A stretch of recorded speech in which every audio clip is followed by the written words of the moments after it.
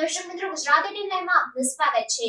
ડભોઈ ખાતે મોહરમ પર્વની શાંતિપૂર્ણ માહોલમાં ઉજવણી થઈ। ડભોઈ ખાતે મોહરમ જુલુસ શાંતિપૂર્ણ માહોલમાં થયું સંપન્ન। મોડી રાત્રે મુસ્લિમ બિરાદરો દ્વારા સ્થાપવામાં આવેલ જુદા જુદા 11 તાજિયા નગરમાં ફરી વિસર્જિત થયા। પોલીસનો ચુસ્ત બંદોબસ્ત સાથે કોમી એકલાસભર્યા વાતાવરણ સાથે કરબલાના શહીદોની યાદમાં તાજિયા જુલુસ સંપન્ન થયો। મુસ્લિમ બિરાદરો દ્વારા હઝરત ઇમામ હુસૈન અને અન્ય કરબલાના શહીદોની સ્મૃતિમાં શોક સાથે મોહરમ નિમિત્તે તાજિયાની સ્થાપના કરી દુઆ કરતા હોય છે, સાથે ઉપવાસ પણ કરતા હોય છે। આ નિમિત્તે કતલની જે રાત હોય તે રાત્રિના તાજિયા જુલુસ નીકળ્યા હોય છે।